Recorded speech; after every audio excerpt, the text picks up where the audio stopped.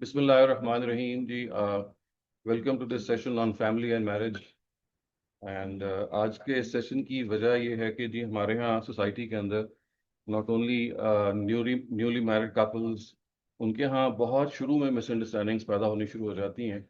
और आपके पास अगर स्टेटिस्टिक्स होंगे तो आपको अंदाज़ा होगा कि डिवोर्स रेट्स थोड़े से यंग कपल्स में ज़्यादा हुए हुए हैं।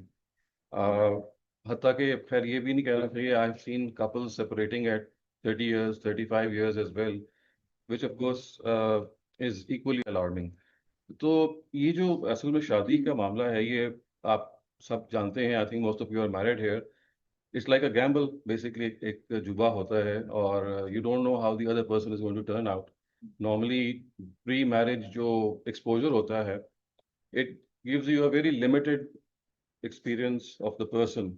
एंड उस पर बाज़ दफ़ा यू थिंक कि भाई दिस इज रीज़न इनफ या data enough for a decision to be made. हकीकत में वेदर इट्स अरेंज मैरिज और unarrange marriage, the person, both spouses की मैं बात कर रहा हूँ, बिकॉज होता ये है कि their habits are not expose to each other. सिर्फ लुक्स हैं, गिफ्ट्स एक्सचेंज होते हैं, you are on your best behaviour. So pre marriage marital जितना भी कांटेक्ट होता है, that is mostly very pleasant. शादी के बाद पता चलता है कि एक लड़का, एक बंदा और एक बंदी जब एक कमरे में रहते हैं तो कितनी एडजस्टमेंट और अकोमोडेशन पाई जाती है। देखिए छोटी छोटी चीज़ें हैं कि एसी आहिस्ता होगा, तेज होगा, अलमारी का दरवाज़ा बंद है, खुला है, जूते फेंके हुए हैं किसी ने कपड़े ऐसे फेंके हुए हैं, किसी ने कहा है कि नहीं नहीं ये तो ऐसे रखो। मैंने आपको इंटरेस्टिंग वाक़या सुनाया था, एक मियाँ बीवी में झगड़ा हो गया कि टूथपेस्ट पे। एक मियाँ साहब टूथपेस्ट के बारे में कहते थे पीछे से दबाओ, वो बेगम दरमियान से दबाती। तो I mean these are very trivial things actually. लेकिन वो होता ही है कि क्योंकि असल में जो एक थोड़ा सा सीरियस बात है वो ये है कि अनफॉर्चुनेटली मैरिज का जो इंस्टीट्यूशन है, इसके बारे में जो इंस्ट्रक्शन या अवेयरनेस या एक्सपोजर होना चाहिए much before marriage, that is severely lacking. मतलब आप सब इत्तेफाक करेंगे, normally it is like an experience that you go through. और वो एक्सपीरियंस जो होता है, you either you learn from that experience which could be a bad experience, or you just go through it कि ठीक है जी अब मजबूरी है, बच्चे हो गए हैं, क्या करें।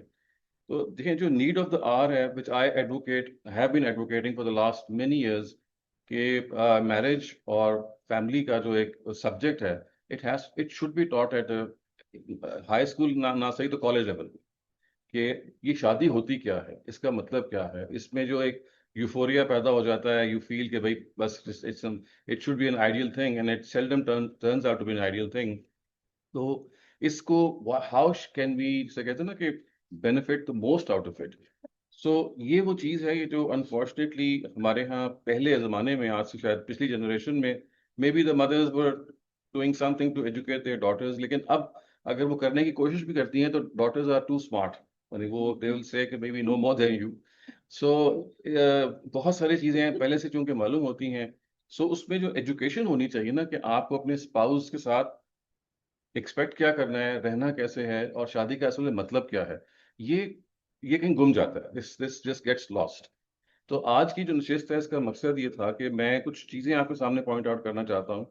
कुछ हस्बैंड्स की तरफ से, कुछ वाइफ्स की तरफ से, कुछ हस्बैंड्स एंड वाइफ्स दोनों की तरफ से मिलजुल के, जो असल में गलतफहमी का बायस बनी हुई हैं, और somehow they are being compromised, जिसके नतीजे में सोसाइटी में ये जो देखें ना, फैमिली का जो इंस्टीट्यूशन है, that is the basic building block. ये तो आप इत्तेफाक करेंगे ना। मतलब एक fabric of the society, it stands on a brick. वो जो ब्रिक है, जो स्मॉलेस्ट ब्रिक है, that is this institution of the family. अगर वो मिसप्लेस हो जाएगी या सही जगह पे नहीं रहेगी, तो पूरा समाज जो है वो हिल के रह जाता है।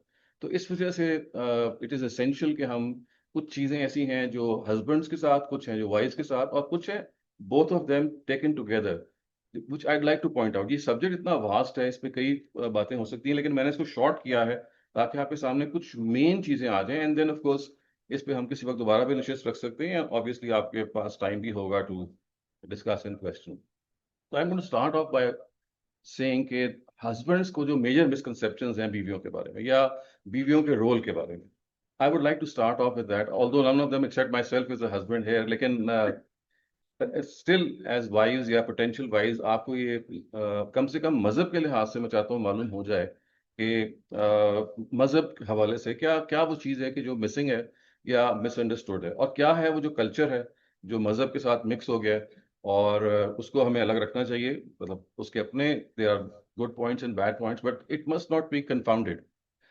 तो जो पहली चीज है जी, हस्बैंड्स के बारे में मैं बताना चाहूंगा, it's a major misconception found amongst most husbands, और उसकी भी वजह मजहबी है, यानी मजहबी ग्रूमिंग है, और हमारा ईस्टर्न कल्चर भी है। तो वो ये है कि हम जो मर्द हजरात हैं वो ये समझते हैं कि जो बीवी है उसका बुनियादी मकसद बच्चे पैदा करना, घरदारी करना, घर को मेंटेन करना, यानी घर के काम हैं। Basically the house should be the centre of our activities. ठीक है, वो काम भी कर ले, प्रोफेशनल अगर है तो वो है, but it is her responsibility to run the house.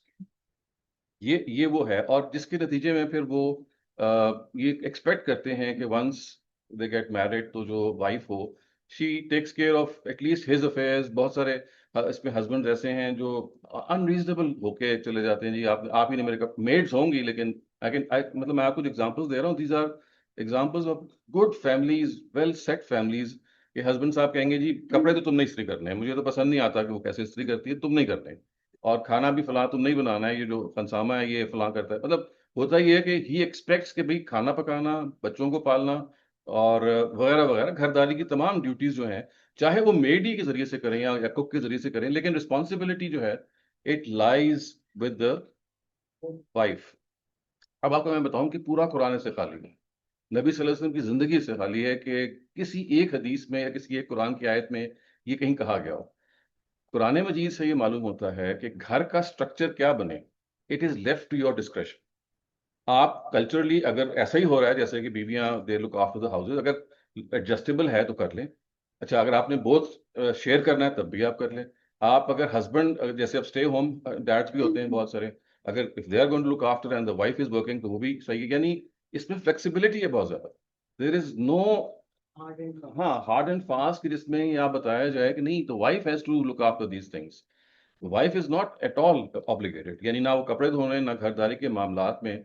जो चीज कुरान ने बयान की है ना वो मैं चाहता हूँ कि आपके सामने आ जाए, और वो ये है कि the husband is responsible to provide money for running the house. वो कमा के लाएगा और बीवी के हाथ में देगा। अब बीवी उसको चाहे यानी जाहिर है कि जब इस्तेमाल करेगी, सो उसके अंदर ऑर्गेनाइजेशन क्या होगी फैमिली सेटअप की, that as I said is something that must be mutually settled and must be. मैं इसलिए कह रहा हूँ कि शादी से पहले ही ये हो जाना चाहिए, क्योंकि शादी के बाद अगर आप पाकिस्तान में रह रहे हैं तो चूंकि एक चल ही रहा है कि भाई आमतौर से खवातीन जो हैं they manage the house, they are professionals as well, but they do both. लेकिन बिकॉज ऑफ द फैक्ट कि हस्बैंड ये समझता है कि उनकी दीनी जिम्मेदारी है कि ये घर को चलाएं, और चादर चार दीवारी का आपने नाम सुना होगा ना, सो उस कंसेप्शन को सामने रखने की वजह से this is an expectation that they think if is not fulfilled, तो ये मजहबी लिहाज से आपने एक इनहराफ किया है, आपने कोई डिविएशन की है। So there is no such इनहराफ, there is no such deviation. मैं तो आई बिकॉज आई कंडक्ट निकाज also to for lot of my students, so मैं उनसे कहता हूँ कि बेटा आप जब शुरू अपनी शादी जिंदगी करें तो before even get married sit down together and work out these details जो बाद में बदमजगी का बायस बन सकती हैं कि घर कैसे चलेगा। आप सब लोग पाकिस्तान में तो नहीं रहते, many of the couples they go out. अब वहां तो ऑटोमेटिकली शेयरिंग हो जाती है और वहां कोई बुरा नहीं मनाता, लेकिन ऐसा होता है कि रिश्तेदार के कमेंट्स आ जाते हैं, अच्छा तुम बीवी के नीचे लग गए हो, अच्छा तुम खाना बना रहे हो, तुम कपड़े क्या कर रहे हो। सो ये होता है कि हमारे जो शरीफ मर्द होते हैं ना वो भी बेचारे दे गेट एजिटेटेड, अच्छा ये ऐसा हो रहा है। सो होता ये है कि जो हमें समझना चाहिए वो ये है कि एज अ हस्बैंड आपकी जो जिम्मेदारी है वो ये है कि you should earn for the family, and that is precisely why you have been regarded as the head of the family.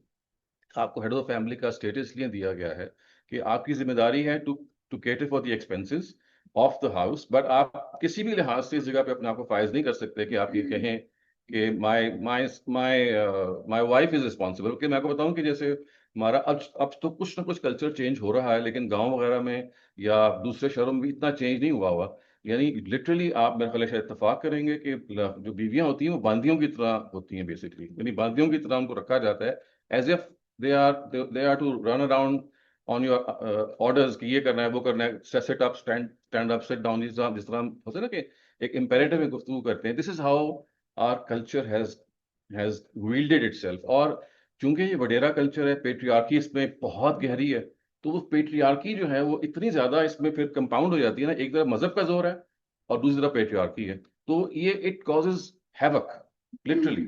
नतीजा ये निकलता है कि वो चौधरी साहब भी होंगे, वो सरताज भी होंगे, वो सब कुछ होंगे, और बीवी जो है अभी चंद, मतलब मुझे अपनी नानी के ज़माने की बात भी याद है कि द नाना एंड द नानी would probably not sit on the same पलंग, क्यों कहते थे कि ये जरा हया के खिलाफ है, वो जरा फासले में बैठते थे। और मैंने कहा, आपका मतलब नाम नहीं लेती थी, जो मुझे याद है नानी जो है नाना का नाम नहीं लेंगी, वो कहेंगे जरा सुनिए, जरा जरा ये पकड़ा दीजिए, they would not even take names. लेकिन आप देखें कि अब कल्चर कितना चेंज हो गया, अब आप भी नहीं कहा जाता, अब तुम भी नहीं कहा जाता, अब तू कहा जाता है। That is how the spouses are. So आप जब तक ये समझेंगे नहीं कि डायनामिक्स इतने चेंज हो गए हैं, तो coming back to the original issue, कि देखिए ये जो चीज़ है इसको पहले से रिजॉल्व होना चाहिए कि घर की ऑर्गेनाइजेशन किसके जिम्मे है। और क्योंकि ये कभी जेर बहस ही नहीं आती ना, मतलब it is taken for granted. लेकिन अगर ये जेर बहस आ जाए तो बहुत सुखी इंसान बाद में रहता है। दूसरी चीज जो इसमें इंपॉर्टेंट है वो ये है कि खातून पर to go out and to be यानी एनी प्रोफेशनल के तौर पे वो अपनी जिंदगी गुजारने में कोई भी इसमें कबाहत नहीं है, हद तक इसकी इंकरेजमेंट है। यानी if as a wife you are a talented person, या as a professional you are able to make a difference in the society, as an architect, as a lawyer, जो भी आप कहें, तो इसकी इंकरेजमेंट है, ये आप जरूर करें। और जो नबी सल्लल्लाहु अलैहि वसल्लम की जिंदगी में जो सहाबियात थी और जो आम खवातीन थी, दे वुड अपने उस जमाने के लिहाज से they would do all these things, जो उस जमाने के जो प्रोफेशंस थे। और इस सिलसिले में जो एक और इम्पोर्टेंट बात है वो ये है कि जो खवातीन हैं उनकी जो यानी इसके अंदर एक्स्ट्रा, बल्कि यूं कहते हैं ना कि एक प्रोटेक्शन है जो दी जानी चाहिए। जैसे आप देखें, एक ज़माने में मगरब में ये था मेटर्निटी लीव का कॉन्सेप्ट, अब now we have a paternity leave concept. एक साल के लिए जो हस्बैंड है उसको भी 6 महीने ही also can contribute, because there is no support from the family. तो a husband is also given that opportunity कि आप छुट्टी ले लें, ताकि आप, अगर बीवी हैज गिवन बर्थ, तो you are at her disposal. So ये उलट है, यानी अगर किसी तरह की जरूरत है तो it should be the government और the husband should take that extra pain and extra effort. दूसरा जो इसमें इंपॉर्टेंट बात है वो ये है कि ये जो घर के खर्च वाली बात है ना, मैं चाहता हूँ थोड़ा सा इसको एलैबोरेट करूँ, कि ये नाचाकी होने में ना एक बहुत बुनियादी किरदार अदा करती है। मर्द, या टू बी मोर प्रिसाइज शोहर जो है ना, वो शुरू में थोड़े बहुत हो सकता है जनरस हो, लेकिन जैसे वक्त गुजरता है ना, कंजूसी उन पर गालिब आ जाती है, और स्टिंजी होगा, पैसे तोड़ तोड़ के देना, कई चीजें इस तरह की चीजें। अगर तो बीवी खुद कमा रही होती है ना, फिर तो चले उसका हाथ इतना तंग नहीं होता, वो अगर हस्बैंड की तरफ से कोई पैसे नहीं भी आ रहे तो वो कुछ ना कुछ गुजारा कर लेती है, अगर ये गलत है ये भी। लेकिन जहाँ ये नहीं होता कि the wife is a stay home mom, अब वो देखिए क्या होता है कि कितनी दफा ऐसा होता है कि the money that is needed to run the house, उसके लिए she is always begging, she is always asking, भाई अब दे दो, फलां आ गया, पहली आ गई, तनख्वाहें देनी है, ग्रोसरी लेके आनी है। लेकिन वो मियाँ साहब हैं कि मतलब आई, क्योंकि I keep solving so many of these cases every single day, के अंदाजा होता है कि पढ़े लिखे लोगों में भी यही चीज है। अच्छा, इसके अंदर जो एक बारीकी है जो एक्चुअली आपको एज एज लेडीज पता होनी चाहिए, वो ये है कि जो घर का जो खर्च है इसका एक बड़ा पोर्शन आपकी पॉकेट मनी है। यानी एक तो घर का खर्च है, उसमें तो घर में लगना है, that is going to be spent on the groceries and whatever you are going to do with the household expenses. The husband के बारे में जब भी कहा गया कि he is to provide for the wife, तो इसके दो एस्पेक्ट्स हैं, to provide for the family so that the house can be run, and to give her enough pocket money so that she can maintain her own self. ये जो ये कभी भी ये जरे बहस नहीं आती है चीज कि जो एक पॉकेट मनी का हिस्सा है, मैं पॉकेट मनी इसलिए कह रहा हूँ, वरना जो हमारा जो क्लासिकल जो लिटरेचर है वो उसको कहता है नानो नफका। नानो नफका, नान का मतलब है खाने पीने की चीजें, और नफका का मतलब है खर्च, मनी। सो जिसको हम कहते हैं मेंटेनेंस एंड रेजिडेंस, कि आपको रहने की जगह और आपको खर्च की होनी चाहिए। नानो नफका की एक जो जदीद ताबीर है वो ये जो पॉकेट मनी की होती है, कि एक खातून की एक अपनी जिंदगी है, even if she is earning, regardless कि वो अर्न कर रही है ये नहीं कर रही, आप as a husband you are liable to give her that pocket money, that personal खर्च, जो कि एक खातून की जरूरत है। इसमें वो कपड़े ले सकती हैं, जिसमें वो 10 चीजें हैं जो कर सकती हैं, खुद कमा रही हैं बेशक, कमाएं ना कमाएं वो पैसा वो जहां मर्जी लगाएं, she is not liable to give any हिसाब किताब टू द हस्बैंड के मेरे पैसे कहाँ जा रहे हैं। वो सेव करें, वो अपने अम्मी अबू को भेज दें, कुछ भी करें, लेकिन हस्बैंड की ये लायबिलिटी है। और इस्लामिक लॉ के लिहाज से if he is not fulfilling this responsibility, it is a culpable crime, जिसका मतलब है कि he can be reported for this. मतलब अल्लाह करे नौबत ना आए इसकी, लेकिन मैं आपको बता रहा हूँ कि इस एक्सटेंट तक है कि ये फाइनेंशियल रिस्पॉन्सिबिलिटी है, अगर आपने नहीं उठाई है ऑफ योर वाइफ, तो this is as far as it can go, कि भाई you will be held responsible in court of law, कि आपने जो, इनफैक्ट मैं आपको थोड़ा सा ये बताऊं, ये जो मेहर आप बांधते हैं, ये क्या चीज़ है, इसको लोगों को इसकी फिलोसफी नहीं पता आमतौर से।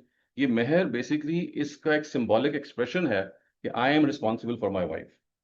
इसी वजह से कहा जाता है ना कि मेहर को उसी मौके पे जब शादी होती है, हमारे यहाँ दिया नहीं जाता, थोड़ा सा दे दिया जाता है, बाद में फिर उसको रोक लिया जाता है। वरना मेहर का जो बेसिक फिलॉसफी है वो ये है, you are handing over a certain amount at the time before taking the bride home. At that time आप ले रहे हैं और कह रहे हैं कि देखो भाई, in future it is my responsibility to take care of you and this is my commitment that I am making and this is my seriousity कि भाई मैं सीरियसली आपकी रिस्पॉन्सिबिलिटी ले रहा हूँ। तो मेहर इसको कहते हैं। लोग मेहर का बहुत सारे मुख्तलिफ मफहूम निकाले हुए हैं। अच्छा, तो मैं जो पॉकेट मनी की आपसे बात कर रहा था कि बाज़ दफ़ा ऐसा होता है कि हस्बैंड जो हैं वो पॉकेट मनी दे भी देते हैं, लेकिन वो इतनी मेगर होती है, यानी कमा रहे हैं आप 20, 25, 30, 40 लाख और 10,000 रुपये दे रहे हैं बीवी को, या 15,000 रुपये दे रहे हैं, तो एक शेमफुल अमाउंट होती है। सो ये जो कहा गया ना कुरान मजीद ने कि आशिरू हुन्ना बिल मारूफ, फराख दिली के साथ उनसे मामला करो अपनी बीवियों के साथ। ये जो फराख दिली है, ये जो जनरोसिटी है, that has to continue according to the status of the husband. यानी आपका, अगर तो आप कमाई 30,000 है तो आप 10,000 दें तो बड़ी अच्छी बात है, लेकिन अगर आप 30 लाख कमा रहे हैं और फिर भी आप 20, 25 हजार बीवी को दे रहे हैं, this is pathetic, worse than pathetic. So बीवी का हक भी है कि वो अपनी इस पॉकेट मनी के बारे में बिफोर मैरिज बताए कि भाई this would be the money that I would be needing, और इसमें कोई शर्म की बात नहीं है। दिस इज कोई, इसमें हमें बेशर्म होना चाहिए, बल्कि थोड़ा सा आउटस्पोकन होना चाहिए। उसकी वजह ये है कि it's a real life issue. अभी नहीं करेंगे तो बाद में it will stare you in the eye and at that time you will not be in a position to negotiate. कैसे कर सकते हैं आप? पहले ये होना चाहिए। तो ये जो पॉकेट मनी वाला इशू है, इसमें मैं आपको कुछ चीजें मजीद बताना चाहता हूँ, क्योंकि आपको पता होना चाहिए कि आपके राइट्स रिलीजन ने कितने दिए हुए हैं। उसके बाद देखिए, इसी तरह से ये जो इम्पोर्टेंट है वो ये है कि ये पॉकेट मनी है, ये कुछ स्टैटिक चीज नहीं है कि आपने शादी के मौके पे इतना फिक्स कर दिए। इन्फ्लेशनरी एडजस्टमेंट्स में, जैसे एक हस्बैंड जो है वो अपनी तनख्वाह के बारे में तवक्को करता है कि हर साल मेरे मुझे रेज मिलेगी, मिलता है ना, यानी every person who is working would like a raise in pay. This pocket money must also be, should be passed to the same law as well, कि आपने जो पैसे दिए हैं वो अगर जैसे जैसे जमाना महंगाई आ रही है और कितनी तेजी के साथ आ रही है, so your allowance should also increase with that. So और इसके बारे में मैं वही कहूंगा कि जो एक खातून की इज्जत नफ्स बड़ी अजीज होती है, बल्कि हर एक की इज्जत नफ्स बहुत अजीज है। So I always suggest this to my students and to people to I marry of 30th of the previous month, ठक करके आप दे दो। सारे जो घर का एक्सपेंस है, जो भी आपने कमिट किया हुआ 1 लाख देना है, 2 लाख देना है, घर चलाना है, वो दें। और अलग से लिफाफे में डाल के जो आपने अपनी बीवी को जो पर्सनल एक्सपेंस देना है, वो पिछले महीने की 30 तारीख को दें, विद दिस इन माइंड कि भाई it's an obligation on you. It's not कोई एहसान जो आप कर रहे हैं, ये it's not something like that, ये तो बिल्कुल ही गलत बात होगी। It is your responsibility, responsibility impose on you by none other than God himself. तो हेड ऑफ द फैमिली होना आप आसान समझते हैं, हेड ऑफ द फैमिली का मतलब ये है कि you look after the expensive. क्योंकि मैं आपको देखें थोड़ा सा, इसलिए थोड़ी सी हो सकता है माइन्यूट डिटेल्स आपको लग रही हूँ, लेकिन टू बी ऑनेस्ट मैं आपको बताऊं, तलाक के अंदर 70% अगर आप मुझसे पूछे ना, तो ये मिजाज फिर भी कॉम्प्रोमाइज हो जाते हैं। पैसे का मसला हो, ये कंजूसी का मसला होता है, या पैसे वक्त पे ना देने का मसला होता है, या उनको जैसे कहते हैं ना कि दूसरे की तजलील करके देने का होता है। सो राइट्स ये हैं एक खातून के कि she is able to have a negotiating position before marriage. This is my खर्चा and this will be how it will going to go along and this will be the structure of the family, कि आप चलाएंगे या आप खर्च करेंगे या आपने फलां मुलाजिम को देना है या मैं दूंगी, कोई भी आप स्ट्रक्चर बना लें, लेकिन मेरी जिम्मेदारी ये नहीं है। अब मैं आपको बताता हूँ कि ये जो गलतफहमी पैदा कहाँ से हुई, जो है ना चादर चार दीवारी वगैरह, कि आपको घर तक रहना है, वो एक सूरह अहज़ाब की आयत है जो ये कहती है कि करना फी बुयूतिकुन्ना, और उसका तर्जुमा ये है कि तुम अपने घरों में टिक के रहो। और वो असल में एक खास मौके की आयत है जिसमें नबी सल्लल्लाहु अलैहि वसल्लम की जो वाइफ्स थी उनको स्कैंडलाइज करने के लिए जो मुनाफिकीन थे ना, they would go there and make create all sorts of personal सवाल करते थे, और वापस आए कहते थे देखो जी मैंने तुमको प्रपोजल दिया शादी करने का और मैंने तुमको ये किया। तो वो they would try to scandalize the lives of the wives of the prophet, क्योंकि there was no other way to bring Islam down because of the growing force. तो उस मौके पे ये कहा गया कि अभी इन मुनाफिकीन में अच्छे लोग भी हैं और maybe they mend their ways. तो इंस्टेड ऑफ टाइटनिंग द मुनाफिकीन, अल्लाह ने कहा कि आप जरा भी घरों से परहेज करें निकलने के, क्योंकि when you go out they create the scandals with about you. और ये जो वाकया इफ पेश आया ना, आपको पता है ना, आयशा के साथ जो उन पे जना की तोहमत लगी थी, वो भी इसी जमाने में पेश आया कि मुनाफिकीन जो थे दे वांटेड कि भाई बिकॉज ऑफ द फैक्ट कि Islam was not being able to be defeated in normal grounds, तो उन्होंने कहा कि चले let us bring the reputation of the founder of Islam and distribute. तो इससे उन्होंने स्कैंडलाइज किया। उस मौके पे सूरह अहज़ाब में ये कहा गया कि भाई अभी आप जो हैं वो अपने घरों में टिके रहें और इन मुनाफिकीन को मौका ना दें कि दे स्टार्ट स्कैंडलाइजिंग। इस आयत का कॉन्टेक्स्ट नहीं समझा गया और वो इतनी आयत निकाल ली गई कि घरों में टिके रहो। और आप किसी भी मौलाना साहब पूछेंगे, आप किसी भी पर्दे पे उठा लें या सोशल इंटरेक्शन पे किताब उठा लें मजहब की, वो इस आयत को सर उन्वान के तौर पे कोट कर देगी जी। आप ख्वातीन का जो दायरा कार है वो तो दायरा है, आप how do you advocate this. अभी आप देखिए ना, आपके जो हमसाया कंट्री तालिबान है, ये क्यों खिलाफ हैं विमेंस एजुकेशन के। आए दिन वो लड़कियों के घर स्कूल जो है ब्लो अप कर देते हैं, या they don't allow there girls. वो इस आयत से इस्तेदलाल कर, वो कहते हैं। अच्छा, अब देखिए एक इंटरेस्टिंग बात यह है कि शुरू में वो ये कहते थे कि कोई इम्कान नहीं है कि वो घर से बाहर जाए। तो उनसे कहा गया जी कि चलो डॉक्टर की तो जरूरत है, कोई एक लेडी डॉक्टर को एक लेडी ही, मतलब she will cater for a lady, तो कुछ तो आप इस तरह की गुंजाइश करें। तब उन्होंने रिलैक्स किया, उन्होंने कहा जी कि इंतहाई नागुज़ीर कोई जरूरत होगी तो फिर आप बाहर जा सकते हैं एजुकेशन के लिए, अदरवाइज ये ममनू है। और इसी आयत को उन्होंने बोला। अब आप देखिए कि इस आयत का मौका और महल क्या था। It has nothing to do with normal business, normal rules of business. It was a specific thing given. So वो आयत और ये आयत हमारा कल्चर है, जो इंडियन कल्चर भी कह लीजिए और वडेरा कल्चर है, कि जिसके अंदर एक husband is like a God और डेमी गॉड। तो वो इस चीज ने इसको इतना कंपाउंड कर दिया कि आज का जो शौहर है वो जितना मर्जी अपने आप को वो कर ले, ठीक है। I think maybe there is a little bit of toning down of this, लेकिन जरा आप पिछली जनरेशन को देख लें, वो अभी भी निहाब मौजूद है, अभी भी this is there is a big thing that is causing this misconception. नए जो लड़कियां हैं, चूंकि they are professionals, they are already earning, and at times I have married of girls who are much old, I mean much more, I mean earning than the boy. मैं 3 times ज्यादा earn कर रही लड़की। अच्छा, अब वो लड़की जो है वो कभी भी नीचे नहीं दबेगी, बिकॉज शी नोज कि भाई मैं किसी वक्त भी अगर ये मुझे बदतमीजी करेगा, आई एम सो स्ट्रांग कि ये he is dependent on me. तो चूंकि गर्ल्स दे आउटशाइन, मैंने इतनी दफा देखा है, if you pick up any cross section of the society, 30+ की जो लड़कियां होती हैं, you will be surprise to find that they are earning much more than their contemporary aged husbands, future husbands. 40 साल का जो बंदा होगा ना, वो जाके इतना सेटल हो पाएगा जितना कि वो 30 साल की बच्ची जो है, लड़की जो है, शी वुड बी अर्निंग। तो इस वजह से अब क्या होता है कि वो जो पहले का निहाब था ना, जिसकी वजह से बच्चों की पैदाइश की वजह say that woman would feel because I am not earning and I am heavily dependent on my husband. So in spite of the fact, it would be a miserable life for her. I think आप लोगों ने देखा होगा कि मैंने अपनी जिंदगी में इतना केसेस देखे हैं कि खातून मिजरी में रह रही है प्योरली फॉर द किड्स। सो अब वो खत्म इसलिए हो रहा है कि द वुमन और the wife who is earning, she is much more stable, और वो उसको परवाह ही नहीं है, ठीक है अगर खत्म होती है खत्म हो जाएगी, मैं एक और शादी कर लूंगी। सो अब ये, लेकिन ये देखिए ना, ये आप कितने ये 2% लोग हैं पाकिस्तान के। This is just couple of percent. The 98% remaining, उनका वही हाल है अभी भी। दे नॉट अर्निंग, या अर्न कर रही है तो बस इतना ही है कि छोटा मोटा अपने लिए कुछ कर लिया। They can not run the house या लिव इंडिपेंडेंटली। तो इस वजह से I had this in mind कि मैं आपको ये जरूर बताऊंगा कि जो मजहबी तौर पे आपका जो राइट है वो कितने स्ट्रांग है। और अनफॉर्चुनेटली पूरी हमारी जो मुस्लिम उम्मा है उसमें ये rights they are hardly seen. और अगर वो मिल गए हैं राइट्स तो इस्लाम की वजह से नहीं मिले, वो इसलिए मिले हैं कि आप ऐसी सोसाइटी में रह रहे हैं जहां पे मजबूर हैं कि आप अपनी बीवी की इज्जत भी करें और उसको पैसे भी दें। सो लेकिन इससे कई सेंचुरीज पहले this is what Islam wanted and this is what it began with. अच्छा, तीसरी जो गलतफहमी है हमारे जो हस्बैंड्स को होती है और जिसकी वजह से खराबी पैदा होती है, वो उनका डिक्टेटोरियल एटीट्यूड है। अब ट्रक एक जो मैंने कह दिया बस वो होना, ये बिल्कुल भी कोई इस्लामी तौर पे या कोई मैं तो इस्लामी से पहले कहता हूँ इंसानी तौर पे कोई एक्सेप्टेबल चीज नहीं। आप you brought home a woman with you जो इंसान है, इक्वल टू यू। कुरान मजीद ने जब ये आप निकाह में आपने वो आयतें अक्सर सुनते होंगे ना कि हमने आपको एक मर्द और औरत से पैदा किया, ये हर निकाह में सर्मन में आयत क्यों ये कहा जाता है? इसलिए कि ये आयत ये बता रही है कि आपका जो पेरेंट है वो एक है और आप बराबर हैं। मर्द को औरत पे, औरत को मर्द पे बतौर इंसान के कोई फौकियत हासिल नहीं। रिस्पॉन्सिबिलिटीज में फर्क हो सकता है, तो ये हम आयत हर सर्मन में पढ़ते हैं जो निकाह का होता है, लेकिन वी फ्लाउट इट इक्वली। सो इसमें जो इम्पोर्टेंट चीज़ है वो ये है कि एक हस्बैंड ये रियलाइज करे कि मुझे अपने घर को चलाना है through discussion, and not only through discussion with my wife but my when the children grow up little bit, और इस एज में आ जाए कि उनसे डिस्कशन हो सकती है, तो मुझे मेजर डिसीजन लेने के लिए आई मस्ट इन्वॉल्व।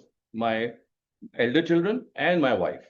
सो ये चूंकि असल में उसको ये कॉन्सेप्ट ये दिया जाता है कि आप कवाम हैं, आप हेड ऑफ द फैमिली हैं, तो अब आपने जो कह दिया वो फैसला हो गया।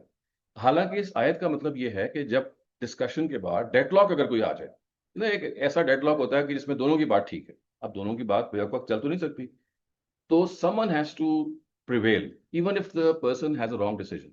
तो अल्लाह ने कहा कि जो कार्ट ब्लांश है, ये जो फाइनल कास्टिंग वोट है, it rests with the head of the family. Final vote ना के पहला ही।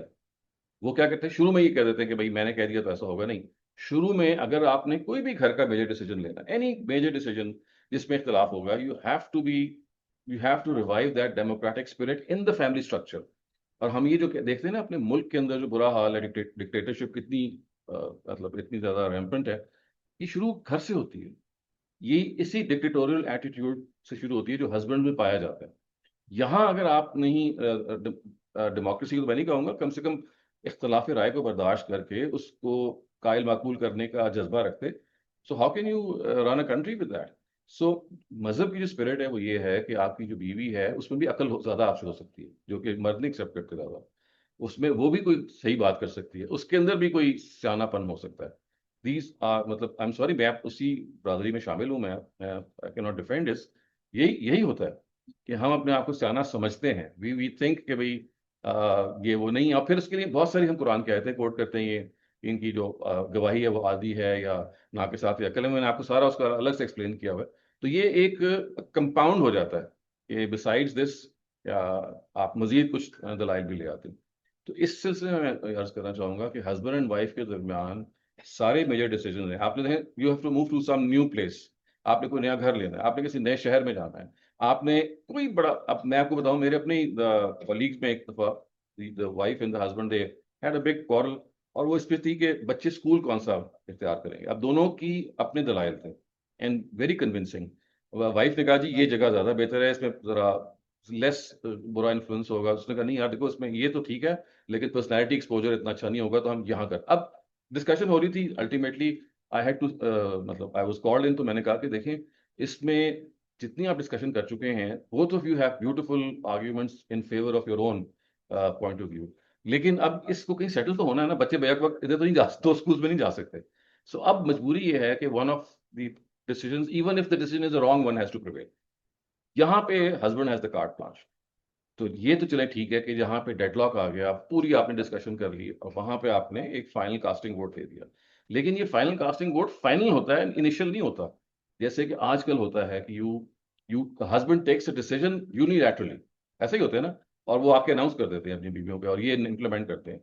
I am talking about general in society. तो ये तीन बड़ी मिसकंसेप्शन हैं। नंबर एक, ये जो फैमिली सेटअप है उसके बारे में ये गलत तस्वुर कि बीवी is liable for the maintenance of the house.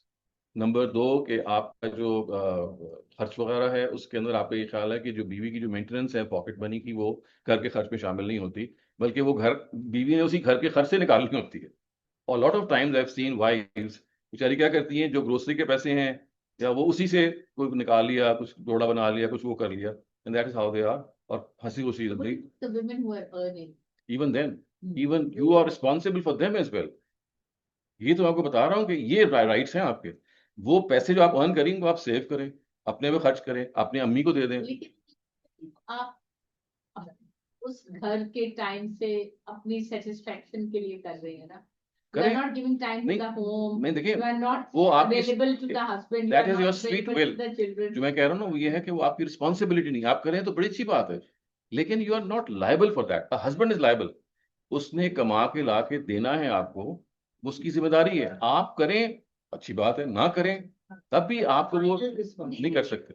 देखिए, लेकिन अगर कोई अपनी खुशी के लिए, अपनी सेल्फ एम्प्लॉयमेंट के लिए कर रहा है, करे, तो कोई हर्ज नहीं, there is no harm. Demand ना कि हाँ, मुझे ओवर एंड नहीं नहीं नहीं, देखिए that is again out of your own sweet will, वो तो आप करें, आपकी मर्जी है। लेकिन ये कहना कि चूंकि तुम कमा रही हो अब मैं तुम्हें पैसे नहीं दूंगा, ये कोई गुंजाइश नहीं।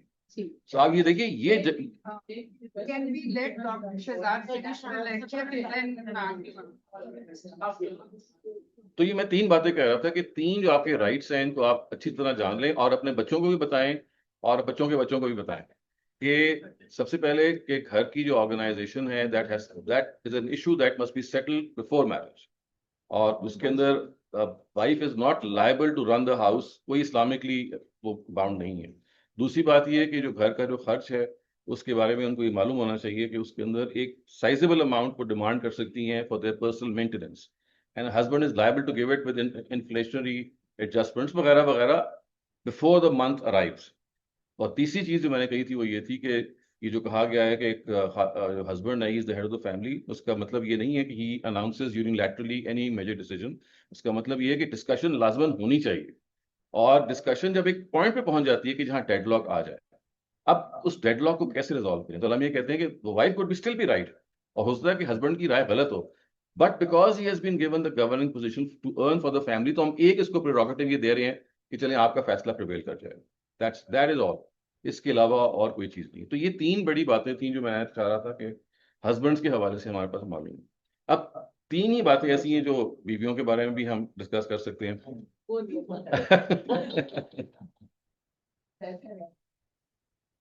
बैठा रहता है, नहीं आप ये कहते हैं अल्टीमेटली बैठ ही जाता है। इट इज इट हाँ, ये आप कह सकती हैं कि psychologically they are much stronger. अगर आप साइकोलॉजिकली कह रही हैं तो आई वुड एग्री कि दे आर मच स्ट्रॉन्गर, लेकिन ये देखिए कि उनके यहाँ खवातीन के यहाँ एडजस्टमेंट का रवैया बहुत ज़्यादा होता है, और इसीलिए वो बहुत सारा सफ़र भी करती हैं, बहुत सारा बर्दाश्त भी करती हैं। तो दे आर मतलब outstanding individual in this respect. So coming to the wives, अब एक चीज़ ऐसी है जो कुरान ने खुद पॉइंट आउट कर दी, और वो ये है कि जहाँ पे ये फैमिली सेटअप को बयान किया है, तो वहाँ ये कहा कि सालिहातु कानितातुन हाफिजातु लिल गैब, ये अच्छी बीवियां वो होती हैं जो अपने शोहरों के राजों की हिफाजत करने वाली। जिसका ये मतलब नहीं है कि मर्द को नहीं करनी चाहिए, क्योंकि खवातीन रिसीविंग एंड पे होती है ना, दे आर मतलब एट रिसीविंग एंड। तो if they would like to humiliate their husbands in front of the society, they can tell a lot, because उन पे ज्यादती होने का इम्कान होता है, इसलिए खास तौर से पॉइंट आउट ये किया गया। Otherwise it goes for both. So वो क्या चीज है कि आपको अपने हस्बैंड के जो फ्लॉज हैं, you should not publicly discuss them. This is something that I see so much happening. A public discussion of your husband, bedroom details are being discussed openly amongst friends के भी ये होता है। So you see, this is something कि अगर husband ने सुधरना भी है ना, तो उसका आपने मौका खत्म कर दिया। बिकॉज जब आप पब्लिकली उसको ह्यूमिलिएट कर देते हैं, पब्लिकली आपने उसको डिस्ट्रीब्यूट में ले आए, now he has no interest. वो कहता है एक दफा मेरी बिगड़ तो गई है, चलो ठीक है, मैं इस तरह ही ठीक है। So you see, this is something which the Quran has pointed out. सबसे पहले, yeah, as soon as a wife becomes a wife, she should protect the personal secrets. ये personal जो इंसान, कुछ तो वो चीजें होती हैं जो हर एक को पता होती हैं, लेकिन हम सबको पता है कि वो क्या चीजें होती हैं कि जो फ्लॉज ऐसे होते हैं जिनको आपको भारत सोसाइटी के सामने नहीं पेश करने। और मैं अपनी स्टूडेंट्स के अंदर, अपने बहुत सारी जो जहाँ शादियां वगैरह हम देखते हैं, I see this to be normal case. They will be discussing their husbands, and ये नहीं कि हस्बैंड नहीं वाइफ को डिस्कस करते, वो भी करते हैं, लेकिन जो बच्चियां हैं, खवातीन हैं, लड़कियां हैं, वो मतलब all kinds of things they bring out. And फिर एक और इसमें जो चीज खराब करती है ना, वो है कि अपने पेरेंट्स से डिस्कस कर। As soon as something happens कि आज उसने ये किया, वो उधर माँ के पास फोन आएगा, माँ से पहुंचते पहुंचते वापस उसके पास आ जाएगा, and he get to know कि ये सारा सर्कल क्या चला था। सो एंड उसके नतीजे ये होता है कि उनके जो इन लॉज हैं, यानी लड़की के माँ बाप है, वो भी जम करके पूरे के पूरे फ्यूड में शामिल हो जाते हैं। सो यू सी, आपने अगर तो अपने हस्बैंड से मतलब यू हैव टू छुटकारा हासिल करना है, फिर तो ये एकदम ठीक है, आप जो करना है करें। लेकिन अगर आपने निभाना है, जिंदगी गुजारनी है, तो this is not the right way to publicly discuss the flaws of your husband. आप ये कर सकती हैं कि उनके फ्लॉज उनके साथ डिस्कस करें, उसको कहेंगे भाई तुम थेरेपी लो, उससे कहेंगे तुम भाई इन चीज़ों को इम्प्रूव करो, और फिर ये समझ लें कि भाई कुछ चीज़ों में उन्होंने नहीं इम्प्रूव करना, हजरत ने, वो जैसे हैं ऐसे ही रहेंगे, मुझे एक्सेप्ट करना है, ये भी आप कर सकती हैं। और आप ये भी कर सकती हैं कि आप कहें जी टू हेल्प विद देम, ये जितना कर रहे हैं ये मेरे लिए ये भी काफ़ी नहीं है, आई वॉन्ट अ डिवोर्स, ये भी ठीक है। लेकिन शादी के बंधन में रहते हुए पब्लिकली करना, कुरान ने इसको कहा है कि this, it is like it breaks the trust of the husband, it breaks the family from its root. तो पहली ये चीज़ है जो आई थिंक हमें अपनी बच्चियों को खास तौर से बतानी चाहिए। दूसरी जो चीज़ है वो जो कुरान मजीद ने तो नहीं कहा, लेकिन नबी सल्लल्लाहु अलैहि वसल्लम ने अरब औरतों के बारे में बहुत कहा।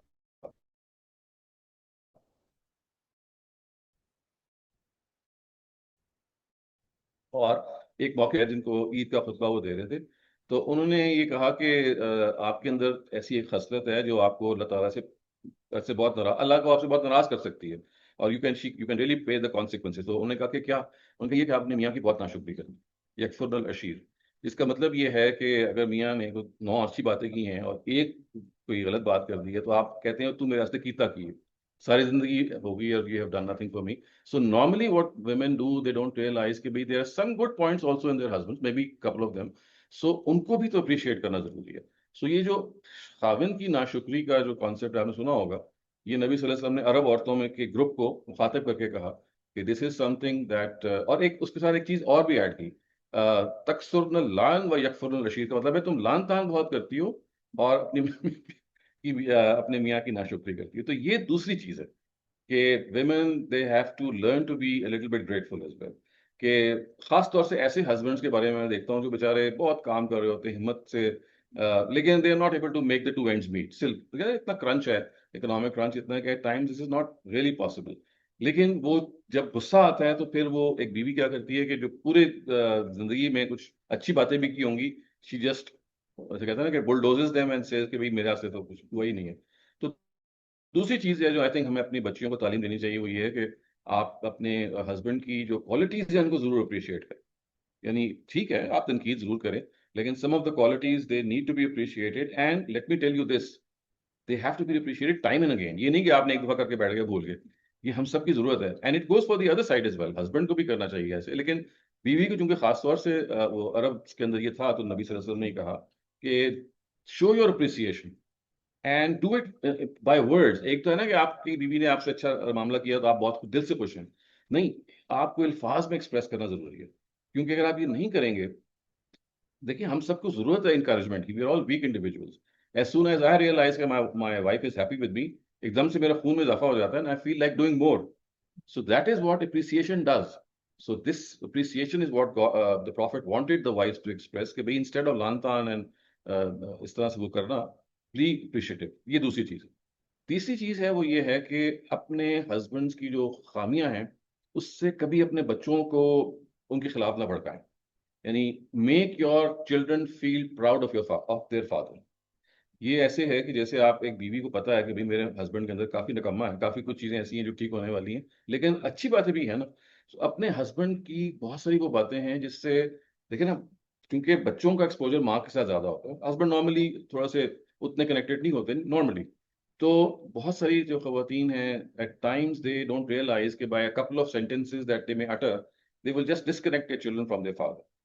इसके बरक्स आप ये ऐसे ही अपने हस्बैंड के बारे में गुफ्तगू, ये नहीं कोई झूठी गुफ्तगू करें, बल आप सही गुफ्तगू करें, ताकि बच्चों के अंदर ये एहसास पैदा हो कि हमारा जो बाप है उसके अंदर ये चीजें हैं जिसकी वजह से मेरी हमारी जो वालदा है वो खुश है।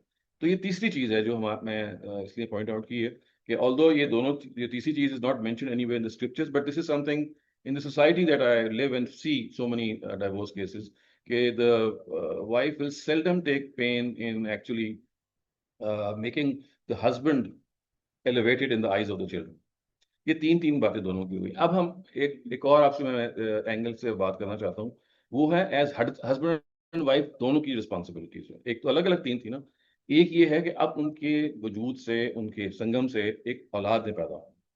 सो औलाद जो है that is of course, I mean हम सबकी ख्वाहिश होती है कि जो औलाद है कभी भी उनके उसके अंदर कोई नेगेटिविटी ना आए, वो अपनी जिंदगी में कंट्रीब्यूट करें। अब चंद ऐसे मैं बिहेवियर्स आपको बताना चाहता हूँ कि जो एज पेरेंट्स हम लोग करते हैं अपने बच्चों के साथ, जिसके नतीजे में बच्चे तबाह हो रहे हैं, और ये बहुत हो रहा है। मतलब I see so much happening, I can tell you so many, I mean narrate many examples, लेकिन मैं I just confine myself कि चंद बातें, as soon as you get married and you start having children, as husband and wife, जिसे कहते हैं ना कि to make a house a home, ये वो टिप्स हैं how to make a house a home. वो तीनों भी वो तीन तीन कि अभी आप आपस में एज स्पाउसेस जुड़े, लेकिन ये है कि आप आपने अपने घर अपने वजूद में ले आए हैं। अब वो जो बच्चा है या बच्चे हैं, वो they should feel happy coming to your house. School से छुट्टी हो रही है, दौड़ के जा रहे हैं, मिल रहे हैं, उनको मजा आ रहा है। ये नहीं होता बहुत सारे घरों में। तो मैं बताऊँ तो चंद बातें हैं जिसमें इसमें ख्याल रखना पड़ेगा, ये शायद तीन से ज्यादा ही होंगी। और उनमें से पहली बात तो ये है कि कभी भी अपने बच्चों के सामने लड़ाई ना करें, क्योंकि ये वो चीज है कि this is going to really cause havoc in their brains. I was dealing with case, इसके अंदर अल्टीमेट मैं ये वाकया पहले भी सुनाया, a 12-year-old boy and a 13-year-old girl, I was just counseling them for some reason, अचानक शादी का टॉपिक आ गया, and both of them said in one word कि जी we will not get married, we have no intention. मैंने कहा 12 साल की उम्र है और शादी के बारे में कह रहे हैं उन्हें शादी नहीं करनी। तो जब खोज कुरियत की तो पता गया लगा कि ये जो उनके मियाँ उनकी अम्मी और अब्बा थे ना, हर वक्त आपस में।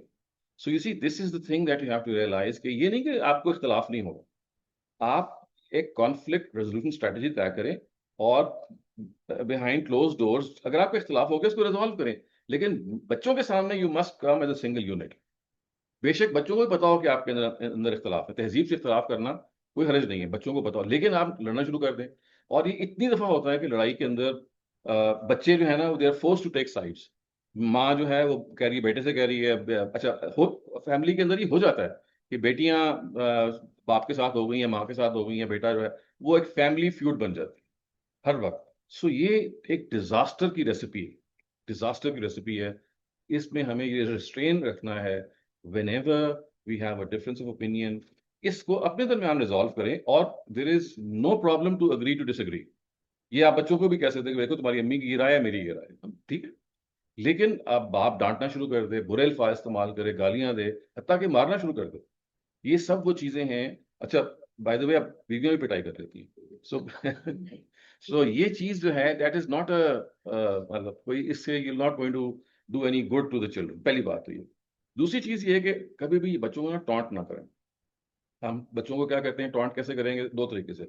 एक तो है जैसे हम कंपैरिजन करेंगे बच्चों का उसके किसी कजन से या उसके किसी भाई से, देखो तुम्हारा भाई कितना लायक है, तुम कितने नालायक हो, तो तुम्हारा भाई जो है अपने डाइट की कितनी ख्याल रखता है, तुम कितने मोटे हो गए हो, वगैरह वगैरह। सो ये दूसरी है जो बॉडी शेमिंग है, चाइल्ड शेमिंग है। आप उसमें क्या करते हैं कि आप एक तरफ तो अगर उसका इंटेलेक्ट या उसकी जो जिंदगी इस तरह की नहीं है कि is a very bright boy और girl, so you make that child's life even more miserable by comparing that child to other bright boys and girls। वो क्या कर सकता है, अल्लाह मियां ने सारे लोग को एकेडमिशियंस नहीं बनाया हुआ। कुछ लोग स्पोर्ट्समैन होते हैं, कुछ लोग टेक्नीशियंस होते हैं, कुछ लोग होते हैं, हर आदमी का वो नहीं होता है कि उसने एक्सेल करना है पढ़ाई के अंदर। तो ये माँ बाप को पता होना चाहिए। एनीवे ये इस वक्त मौजूद नहीं है, लेकिन जो दूसरा बात है वो ये है कि जो टॉन्ट करना है, either because of the slow nature of a boy और अ गर्ल कि आप क्लास से पीछे रह गए हैं, आप उसमें ये देखेंगे वो क्लास से पीछे क्यों रह गया। हो सकता है टीचर अच्छी ना हो सकता है वो पढ़ाया सही नहीं जा रहा, उसके कॉन्सेप्ट क्लियर ना हो सकता है उसको देर से बात समझ में आती हो। हर बच्चे का एक तरीका होता है। आप ये एनालाइज करें बजाय इसके कि आप ये करेंगे। और इसका एक्सट्रीम फॉर्म ये होता है, कहते हैं जी बच्चे पे नहुसत का नाम चेंज करें। ये नॉनसेंस तरीन बात है कि नाम चेंज करें कि बच्चे पे नाम की नहुसत आ गई। यहाँ तक मैंने पढ़े लिखे लोगों के नाम अभी रिसेंटली किसी ने चेंज किया जी कि जो हाँ 13-14 साल का बच्चा है, वो अब सारे जी बर्थ सर्टिफिकेट ले लें, वो ले लें, आप उसको चेंज करें क्योंकि ये नहुसत है इसका। सो ये एक नॉनसेंस रवैया है। आप बच्चे को एनालाइज करें कि अगर उसके अंदर कोई स्लोनेस है तो that has to be checked. और दूसरा बॉडी शेमिंग, ये दोनों जो है ना तान के तरीके हैं जो आई मीन ऐसे ऐसे ऐसे हैं कि it really hurts the child. तीसरी चीज जो हस्बैंड एंड वाइफ को एज पेरेंट्स को जरूरी है for family, for good family and marriage करने की, वो ये है कि कभी भी अपना ना अपनी राय बच्चों पे नाफिज ना करें। ये हम बहुत करते हैं, यानी इसमें मजहबी लोग हों या गैर मजहबी लोग हों, ये दिस इज लाइक गिवन कि आप बच्चे को कहते हैं कि भाई किसी तरीके से इससे गलती ना हो, और मैं इसको ये बताऊं कि तुमने क्या पहनना है, कितने बजे सोना है, क्या खाना है, क्या पीना है, वगैरह वगैरह। मगरिब से पहले घर आ जाना, यानी जो बचपन में हमने सुना था बच्चों को कहते तुमने भी मगरिब से पहले घर आ जाना। अभी मगरिब पे उनकी जिंदगी शुरू होती है, आप कहते घर आ जाए। So you see this is not being aware of the situation. भाई मगरिब हो या इशा, what difference does it make. So असल चीज ये है कि आपको ये देखना है कि मेरा जो बच्चा एज सून एज ही और she becomes N adolescent child, यानी आप एक अपनी उसके दिमाग का है। वैसे बाय द वे आजकल ये एडोलेसेंस बहुत जल्दी आ जाती है, 8 साल 6 साल में भी आ जाती है, because boys and girls living in studying in को स्कूल। मैंने खुद देखा है कि क्लास 3 की बच्ची और क्लास 3 का बच्चा आपस में they are boys and I mean friends, and they have even gone as far as to commit कि भाई हमने शादी आपस में कर दी। क्लास 3 के बच्चे living who are educating themselves together. So मैं इसलिए आपको एग्जांपल दे रहा हूँ कि देखिए बच्चों के अंदर अवेयरनेस जो हमारे जमानों में होता था कि पता नहीं कब आती हो, अब बहुत जल्दी आ जाती है, बहुत जल्दी आ जाती है। वो अपने आप को अब समझते हैं कि भाई हम भी कुछ हैं, और हमको वो बेवकूफ समझते हैं अपने पेरेंट्स को, है ना। सो इसलिए हो या ना हो कतई नजर, लेकिन असल सवाल ये है कि आप जब बच्चे की, तो मैं इसको ऐसे कहता हूँ जैसे आपने कभी देखा ना कि वो जब जब कपड़े धोते हैं तो कपड़े निचोड़ते हैं, इतना वो क्रूअल एक्ट है ना, कपड़े के लिए तो है ना। तो ये जब आप बच्चे के साथ ये काम करते हैं ना, अपनी ओपिनियन को उस पर नाफिज करते हैं, that is like twisting the psyche of your child. कि कितना दफा ये होता है कि आप you dictate the profession of your child, तुमने ये बनना है। अच्छा शादी है तो उसमें आप डिक्टेट करते हैं कि तुमने ऐसी शादी, हु आर यू, आप you are of course you have the prerogative कि आप एडवाइस करें, आप कहें बेटा तुम्हारी ये सब्जेक्ट ज्यादा अच्छा है तुम्हारे लिए बिकॉज तुम्हारी पर्सनैलिटी ऐसी है, या फलां लड़की को तुम जो देख रहे हो she might not be, that is all that you can say. इससे ज्यादा आप अगर अपनी राय को इन्फोर्स करते हैं तो इससे कोई वर्स चीज नहीं है। और आपको अगर पता भी हो ना कि आपके बच्चे गलत फैसला कर रहे हैं, इवन देन यू सी, वो उन्होंने देखिए बहुत सारे बच्चों ने गलती करके सीखना है, आप उनको गलती करने का मौका ही नहीं दे रहे। खुद आपने 900 चूहे खा लिए वैसे बचपन में जब मौका मिला, लेकिन उनको बेचारों को चंद 100 भी नहीं खाने दे रहे आप। So you see what happens is के as ambitious parents we would not like them to make mistakes, नहीं वो उन्होंने गलती करके सीखना है, कुछ डिसीजन उन्होंने गलत लेने हैं। और अगर नहीं भी लेने, हमारा काम जो है, जैसे ही बच्चा एडल्ट हो, एक step step back and learn to let go, उनको करने दें अपनी जिंदगी के बारे में कुछ एक्सपेरिमेंटेशन, वो सीखेंगे, फिर गलती करेंगे, फिर सीखेंगे, और ऐसे ही आगे बढ़ेंगे। और आखिरी बात जो मैं इसमें करना चाहता हूँ, जो अगेन जो पेरेंटल मिस्टेक्स में होती है, वो ये है कि मजहब को अपने बच्चों पे नाफिज कर दो, नमाज पढ़ो, रोजा रखो, फलां काम करो। देखिए ये कोई तरीका नहीं है हमारे मजहब को नाफिज करने का कि आप बच्चों पर हुक्म चलाना शुरू करो। आप बच्चों को जो भी आप उनसे मजहबी काम करवाना चाहते हैं ना, उसकी हिकमत बताएं। आप उनको बताएं कि बेटा कुरान क्यों पढ़ना चाहिए, इसमें क्या चीज़ है, आप नमाज क्यों में पढ़नी चाहिए, या रोजे की वजह क्या है। ये अगर आप समझाएंगे तो आप यकीन कीजिए इन इन चीज़ों की हिकमत इतनी अपीलिंग है कि द बॉय और the girl is going to fall for it. लेकिन हमारे क्या है कि बच्चों को सुबह सुबह उठ के नमाज पढ़ाना है। एक साहब हैं ऑस्ट्रेलिया में, उनको हैं, तो वो अपने बच्चों को सुबह सुबह उठ के नमाज पे बाजमात बाजमात 15 मिनट में इस्लामिक सेंटर है, गाड़ी में डाल के ले जाते हैं। मैंने कहा you are just trying to create hatred for, अब एक 10 साल का, एक 15 साल, मैंने ये क्या कर रहे हैं आप। बच्चा अगर घर में ही नमाज पढ़ ले तो इतनी बड़ी बात है, आप उसको इस्लामिक सेंटर में ले जाके। सो you see this is a wrong. और ये पता कहाँ होता है, पाकिस्तान में इतना नहीं होता जितना बाहर हो जाता है, बिकॉज बाहर जाके ना वी बिकम ओवर प्रोटेक्टिव कि बच्चा कहीं हाथ से ना निकले। वहां तो हमने नाफिज करना शुरू कर दिया होता। फिर हम जहाँ पे भी हों, द थिंग इज कि अपनी मजहब के हवाले से हमेशा कोशिश कीजिए कि उनको समझाएं। मसलन उनको ये बताएं कि बेटा नमाज आपने इसलिए पढ़नी है कि खुदा ने आपको इतनी नेमतें दी हैं, so you are placing your head on the foreground, your highest part of the body on the ground, to acknowledge his favours. रोजा आपने इसलिए रखना है कि आपके अंदर पेशेंस और सब्र, वो 10 चीजें जो कुरान ने बताई हैं। और फिर उसको छोड़ दें कि उन्होंने कब रोजा शुरू करना है। आपका काम रोजा रखवाना नहीं है, या नमाज पढ़वा के नहीं छोड़ना, बल्कि आपका काम है नमाज के बारे में बताना और तलकीन करना। ये मैं इतना इसको मिसयूज देखता हूँ पेरेंट्स में, बाहर भी और यहाँ पे भी, कि दे जस्ट थिंक कि भाई बस उनको कस करना है। कपड़े, अब बच्चियां हमारी, आपको पता है, एज दे ग्रो अप एक new culture that is being born, they wear a very different set of clothes that we can even imagine. अब वहां अगर आपकी बेटी जो है, फर्ज कीजिए कोई ऐसे कपड़े पहन रही है जो आपको ठीक नहीं लगते, तो आप अपनी बात को अपने दिल में रखें, और बच्ची के अंदर जो से जो आपने दोस्ती पैदा करनी है या उसका खुदा के साथ ताल्लुक है, उसको मजबूत करें। Let it manifest it self in the form of clothes automatically. अगर वो नहीं पसंद कर रही जिस तरह के कपड़े आप पहनना चाहते हैं या पहनवाना चाहते हैं, तो उसको फोर्स मत कीजिए। Let her wear whatever she wants to and go where she wants to. आप उसको तलकीन करें, समझाएं और बताएं। But at the end of the day if you do start doing like this, तो you will fail as a parent. आपका बच्चा आपसे मुतनफिर हो जाएगा। आपका जो एक सेकंड। सो अपने बच्चे के अंदर ये चीज पैदा करें, जिसे कहते हैं ना खुद शऊरी, कि educate your child, this is right, this is wrong, these are the things that you should do and these are the things you not should do. लेकिन मजहब हो या वर्ल्ड व्यू हो या कुछ भी हो, इसमें अपने आप को एडवाइजर की जगह पे रखें और एक दोस्त की जगह पे रखें, ताकि आप एक बच्चों के साथ, देखिए ना कितने कितना कम होता है कि सारी फैमिली खाने पे इकट्ठी हो जाए, टाइमिंग्स इतने नहीं मिल रहे होते। लेकिन अगर हफ्ते में 2-3 दिन ऐसे आ जाते हैं कि यू आर सिटिंग टुगेदर, तो let it be a pleasant gathering, जिसमें आप गप लगा रहे हैं, उनके हीरोज को डिस्कस कर रहे हैं, instead of using is as a gathering of critic, कि तुमने ये क्यों नहीं किया, तुम फलां कहाँ गए थे, ये तुमने क्या किया। सो ये नहीं आप हमें करना। सो ये चंद बातें थी जो मैं, आई नो कि अभी बहुत सारी बातें रहती हैं, लेकिन in the interest of time I am stopping myself here, कि कुछ बातें मैंने आपको बताई जो वाइफ्स को या हस्बैंड्स को मिसकंसेप्शन है, कुछ है जो वाइफ्स को है, और कुछ जो है जो हम दोनों गलत करते हैं एज पेरेंट्स। और आई थिंक अगर इन चंद बातों को हम प्रॉब्ली देख लें, तो शायद हमारी जो मैरिज लाइफ है वो पहले से बेहतर हो सके। और बिफोर आई साइन ऑफ, मैं आपको एक बड़ी मजे की बात सुनाता हूँ। किसी ने कहा कि how do you define a perfect marriage. Perfect marriage की कोई डेफिनेशन तो बनती है। सो एक बंदे ने बड़ी खूबसूरत, मुझे तो बहुत अच्छी लगी, उसने कहा कि देखें, perfect marriage is one in which two imperfect people come together and accommodate each other's imperfections. This makes a perfect marriage. Perfect marriage is one in which two imperfect people, because हम तो सारे imperfect हैं, they come together and accommodate each other's imperfections. ये मेरे ख्याल अगर बताना है तो ये बताएं अपने हमारे बच्चों को, imperfection के साथ कैसे जिंदगी गुजारी जाती है. That is marriage is what you said, is accommodation basically. So thank you very much. अब आप जो भी सवाल आपके हैं.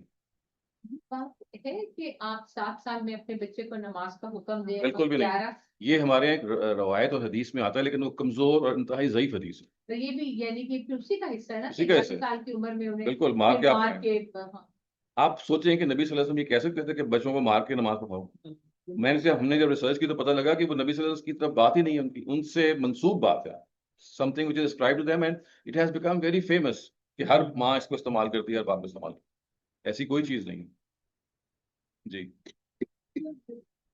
हम इस वक्त मोस्टली वो यहाँ पर लेडीज हैं जो कि पुराने वक्तों की माओ के अंडर पड़ी हुई है. हमारे ख्याल काफी ज्यादा वो हैं जो कि कंजर्वेटिव हैं. जी, कंजर्वेटिव बिल्कुल नहीं. मतलब वो मैं ये कहूँगी, सॉरी, मैं ये कहूँगी कि हम लोग तो काफी ज्यादा अपने बुजुर्गों, अपने पेरेंट्स के मुताबिक अपनी फैमिली और अपने घर के लिए चलने वाले लोग हैं. अपनी शादियां, बच्चे पाले, सब.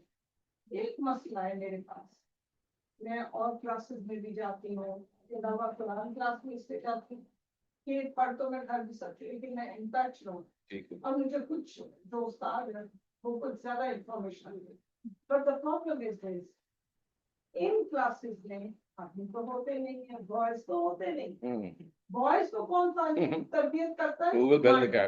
और आजकल की जो society, I am sorry to say कि वो बहुत ज्यादा कंपेटिटिव हो जाते हैं आने वाली बच्ची से जो उनकी टांग बराबर होगी. यानी कि चीजों जी वो ना तजर्बाकार होती है, ज्यादा जुशियारी होती है, जल्दी होता है. ये समझदार बड़ी होती है, इनको पता होता है कि किस पॉइंट पे मैंने क्या बात करी. तो ये आप जैसे इतने एजुकेटेड उस्ताद, उनसे ये रिक्वेस्ट किसी तरह बॉयज को काबू कर. बॉयज भी मैं तो आपको बताऊं जी, सॉरी टू से लड़का चाहे मर्द चाहे तो घर भी बच सकता है और नहीं भी बच सकता. हमें ये कहा गया औरत चाहे, नो दोनों चाहे, अकेली औरत नहीं. अब प्रॉब्लम ये है कि जहाँ पर कौम के नीचे जन्नत आ जाती है वहाँ बहुत ज्यादा रखड़ पड़ता है. मतलब ऐसी बहुत सी चीजें होती है कि ये नहीं बख्शेंगे, वो नहीं बख्शेंगे. तो मसला बहुत, हमें अपने बॉयज को पॉजिटिव चीज पहुंचानी चाहिए जी. और उनकी अपब्रिंगिंग हमें अपने अंडर नहीं ऐसी रखनी चाहिए कि वो अपने फैसले एक मैच्योर एज में जाकर 37 साल के तौर पे अब उनमें इतनी मैच्योरिटी हो कि वो अपनी जिंदगी के डिसीजन ले सके. आप वाली बात कि हमारा रोल यहाँ खत्म हुआ, हमने सिर्फ आँख रखनी है, नशा तो नहीं करना, रात के 4 बजे तो नहीं आना, बेटी को यहाँ बेटा हो, ये चीजें जरा चेक में लड़कियों को जरा ज्यादा है. तो कहने का मतलब हर जगह ये क्वेश्चन करेंगे, लेकिन मुझे किसी भी गैदरिंग में लड़के नहीं नजर आए. नहीं, वो मैं आपको ये बताने लगा था कि this is the only gathering that I conduct जिसमें सिर्फ खवातीन होती हैं. Otherwise I do this about 5 days a week. So I have a mix of girls and boys and sometimes only boys.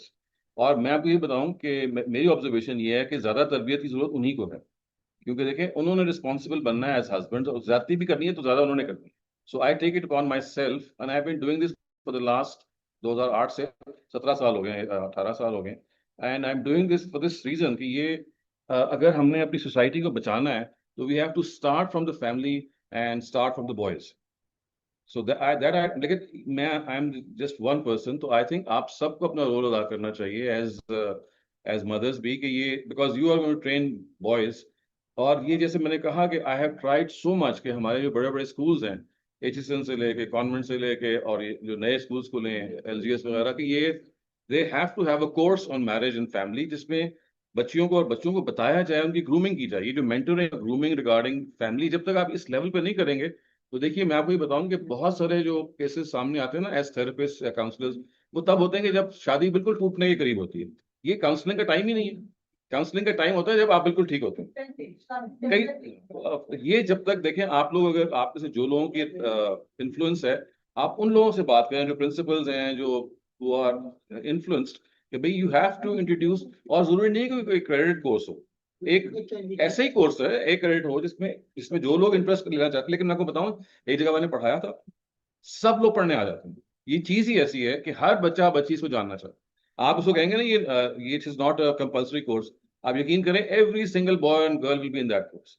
सो ये करने का काम है कि स्कूल्स के अंदर, ए लेवल्स के अंदर या कॉलेजेस के अंदर, दिस मस्ट बी इंट्रोड्यूस, ताकि जो फ्यूचर के बच्चे और बच्चियां हैं, वो उनके सामने ये एनलाइटन चीज आए।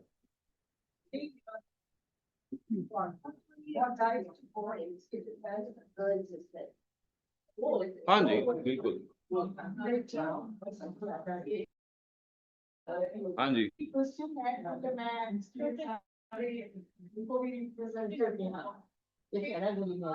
Thankful for your very insightful talk. थोड़ा सा मैंने पहले मिस कर दिया, दैट्स माय लॉस। देखिए जी, एक ही चीज है कि मर्द और औरत एक दूसरे का लिबास है, और ये जो मैरिज है इसको अकम्पलिशमेंट जो है दोनों की जिम्मेदारी। ठीक है, एक स्टेज पे ये है और आदमी के ज्यादा जो है हेड है, तो उनके रिस्पॉन्सिबिलिटीज के लिहाज से उनका थोड़ा एक दर्जा अल्लाह ताला ने जो है वो हम सब हैबिट करते हैं। तो जो हम देखते हैं ना कि जो लिबास है वो औरत तो उसका केयर कर रही होती है, प्रोटेक्शन दे रही होती है हस्बैंड के, बट हस्बैंड उसको बहुत चीट करते जाते हैं, इसलिए किसी को बताना ही। और औरतें उस जुल्म को सह रही होती, बिल्कुल ठीक है। और वो ना ज्यादा उनके ऊपर वो हो रहा होता कि ना वो किसी अपने पेरेंट्स को बताते हैं, फ्रेंड्स को, फैमिली बिल्कुल ऐसे ही। किसी को भी नहीं। तो जो जरूरत है, जो कि इन सबकी भी आवाज है, मेरे है कि मैं इसको बता कि बेस की जो जिम्मेदारियां कि वो बिल्कुल। कैसे ट्रीट जी जी, करते देखिए हैं और कैसे अपनी देखिए जी, वाइफ मैं तो ये कहता हूँ कि ये इसका टाइम है स्कूल और कॉलेज। और अगर आपका इन्फ्लुएंस है तो अभी करें। मैं कहता हूँ आप इसकी तहरीक चलाएं कि स्कूल और कॉलेजेस में हम ये बातें कर सकें, बता सकें, and the children are willing to listen. बता दिया कि ये हमारे राइट्स हैं और अवेयर कर दिया, लेकिन हस्बैंड आदमियों को ये चीजें सुननी चाहिए। हाँ जी, हाँ जी। By the way, हमेशा कहती हूँ please bring your husbands, bring your children, but nobody does it. A few men used to come, and then they started feeling awkward कि भी सारी औरतें ही होती हैं। जी, हमारे हस्बैंड बहुत अच्छे हैं, लेकिन अब जिस उम्र में है वो अच्छे ही जी जी, बेसिकली ये नई जनरेशन के लिए। जी जी, बिल्कुल।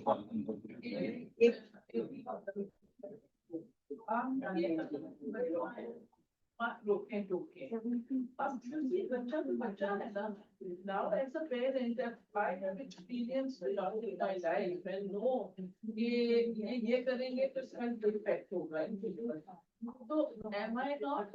नहीं नहीं, रोके जरूर है। मैं कह रहा हूँ जबरदस्ती रोकना एक है कि आप कहेंगे तुमने ये नहीं करना और मैं करने नहीं दूंगी, मैं इसकी बात कर रहा हूँ।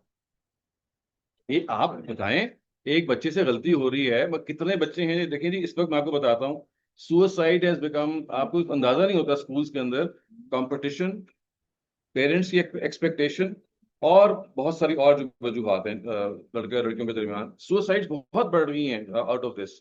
अच्छा, ड्रग्स हैं वो बहुत बढ़ गए हैं, और इस तरह की जो चीजें, अब उसमें तो हम लाजमन बताएंगे, समझाएंगे, हर चीज करेंगे। लेकिन आप किसी से पढ़ कहेंगे तुमने ये काम नहीं करना, फला नहीं करना, मैं इसकी बात कर रहा हूँ।